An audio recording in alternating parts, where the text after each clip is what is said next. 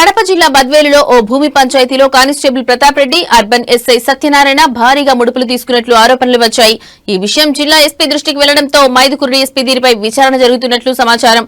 గతంలో కానిస్టేబుల్ ప్రతాప్ రెడ్డి మీద cell phone recovery బాధితుల నుంచి డబ్బులు వసూలు చేశాడనే ఆరోపణలు ఉన్నాయి. పోలీస్ స్టేషన్ పరిధిలో సివిల్ పంచాయతీలు చేయకూడదనే రూల్స్ పక్కన పెట్టి ముడుపులు ముట్టితే చాలు అన్న రీతిలో Badvel urban police station care of address గా మారిందని స్థానికులు ఆరోపిస్తున్నారు. ఇప్పటికైనా ఉన్నతాధికారులు విచారణ జరిపి ఇలాంటి పోలీసులపై తగు చర్యలు తీసుకోవాలని కోరుతున్నారు.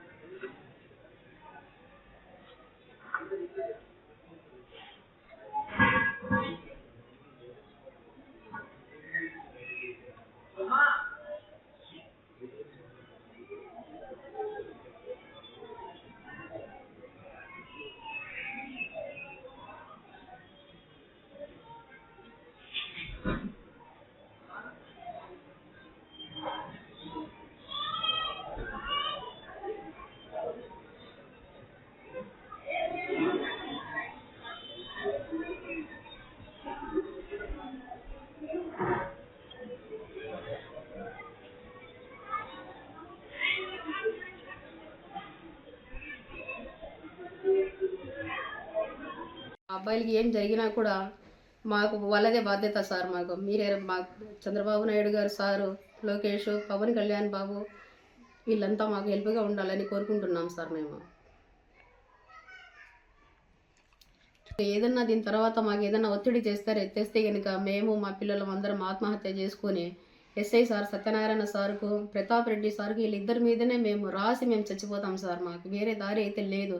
ఎక్కడ పోయినా ఎన్నో చట్టాలు ఉన్నాయంట సార్. అన్ని చట్టాలలో ఇరికిస్తాను రా, నీకు వదలరా, నేను ఇదే మొదలు పెట్టుకో, ఇప్పటి నుంచి నీకు ఎన్ని కేసులు పెడతానో ఏమో నాకే అర్థం అవ్వట్లేదు. అది చేస్తాను చూడు, నువ్వు ఎంచుకుంటా ఉండు, దీంట్లో తప్పించుకుంటావా, ఇంకొకటి తప్పించుకుంటా, ఇంకొకటి ఎన్నో ఉన్నాయని బెదిరిస్తున్నారు సార్. మాకు ఏ హాని జరిగినా కూడా సత్యనారాయణ సార్, ఎస్ఐ సత్యనారాయణ సార్కు, ప్రతాప్ రెడ్డి సార్కు మేము వాళ్ళిద్దరి పేర్లే రాసి మేము చనిపోతాం సార్. మాకు ఇంకా వేరే దారి అయితే మాకు లేదు సార్. మేము ఇంతకంటే బాధపడే ఓపిక మాకు లేదు సార్. డబ్బు పోగొట్టుకున్నాం, విలువ పోగొట్టుకున్నాం. మేము ప్రాణాలు కూడా పోగొట్టుకోవడానికి సిద్ధంగా ఉన్నాం సార్. మేము ఆ విధంగా హింస పెడుతున్నారు ఎస్ఐ సార్, సత్యనారాయణ సార్. మాకు